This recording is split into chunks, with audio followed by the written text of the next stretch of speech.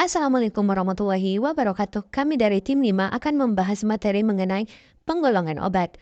Nah, saya sendiri Kina Aulia dengan NIM 60, Siti Aisyah Reski Amalia NIM 04, dan Anissa Eka Samudra NIM 90. Kami dari Program Studi Farmasi UIN Alauddin Makassar. Yang pertama ada penggolongan obat berdasarkan jenis. Yang pertama ada obat bebas. Obat bebas adalah obat yang dapat dijual bebas kepada umum tanpa resep dokter, tidak termasuk ke dalam daftar narkotika psikotropika. Obat keras, obat bebas terbatas dan sudah terdaftar di Departemen Kesehatan. Contohnya minyak kayu putih, obat batuk hitam, dan obat batuk putih.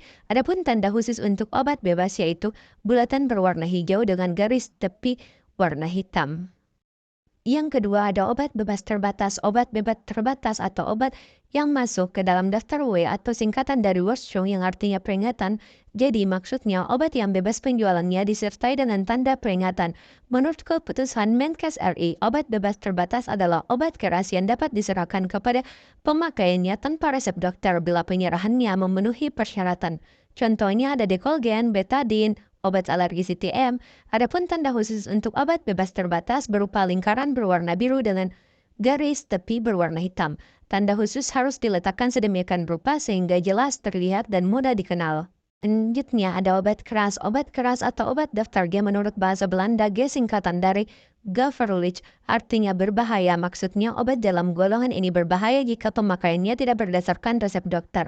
Menurut keputusan Menkes RI menetapkan atau memasukkan obat-obat ke dalam daftar obat keras memberikan pengertian obat keras adalah obat-obat yang ditetapkan sebagai berikut. Yang pertama, semua obat yang pada bungkus luarnya oleh si pembuat disebutkan bahwa obat itu hanyalah boleh diserahkan dengan resep dokter. Contohnya asamifenamat, loratadin, Combantrin. Kemudian adapun tanda khusus obat keras adalah lingkaran bulatan warna merah dengan garis tepi berwarna hitam dengan huruf K yang menyentuh garis tepi. Selanjutnya ada obat wajib apotek. Pada penyerahan obat wajib apotek ini, terdapat kewajiban yang pertama memenuhi kebutuhan dan batas setiap jenis obat ke pasien yang disebutkan dalam obat wajib apotek yang bersangkutan. Kedua, membuat catatan pasien serta obat yang diserahkan. Dan yang ketiga, memberikan informasi meliputi dosis, aturan pakai, kontraindikasi, efek samping, dan lain-lain yang perlu diperhatikan. Contoh obatnya Microgynon, Dulcolax, dan aspirin. Obat golongan narkotika. Pengertian narkotika menurut Undang-Undang Nomor 22 Tahun 97 tentang narkotika adalah zat atau obat yang berasal dari tanaman yang dapat menyebabkan penurunan kesadaran, hilangnya rasa nyeri, dan menimbulkan ketergantungan. Contoh tanamannya ada ganja, heroin, morfin, dan lain-lain. Adapun penandaan narkotika berdasarkan peraturan yang terdapat dalam ordonansi obat bius yaitu palang medali merah. Obat golongan psikotropika. Psikotropika dibedakan menjadi 4 golongan. Yang pertama, psikotropika 1 hanya digunakan untuk ilmu pengetahuan dan tidak digunakan dalam terapi, contohnya DOB. Kemudian ada psikotropika 2 yang digunakan untuk terapi, contohnya amfetamin, psikobarbital.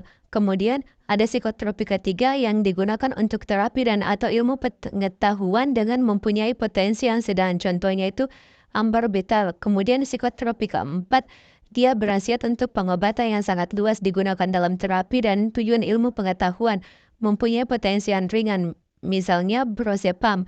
Untuk psikotropika penandaan yang digunakan sama dengan obat keras.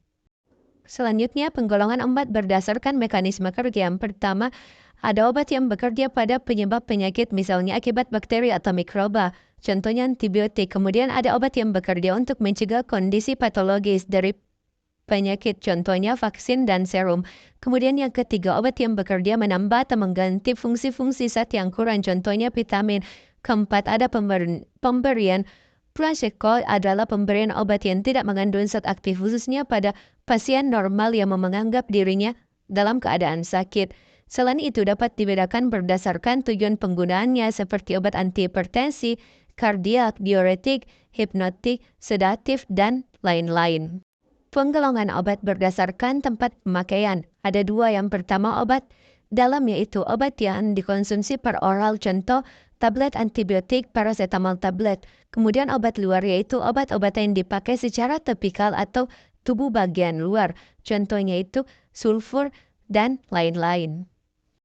Penggolongan obat berdasarkan cara pemakaian. Yang pertama ada oral. Oral dikonsumsi melalui mulut ke dalam saluran cerna, contohnya tablet, kapsul, dan serbuk. Kemudian ada parektal, obat yang dipakai melalui rektum, biasanya digunakan pada pasien yang tidak bisa menahan, pingsan, atau menghendaki efek cepat. Kemudian ada sublingual, pemakaian obat dengan meletakkannya di bawah lidah, masuk ke pembuluh darah, efeknya lebih cepat, contohnya itu obat hipertensi, tablet hisap, hormon-hormon. Kemudian ada parenteral, obat yang disuntikan melalui kulit ke aliran darah, baik secara intravena, subkutan, intramuskular, ataupun intrakardial.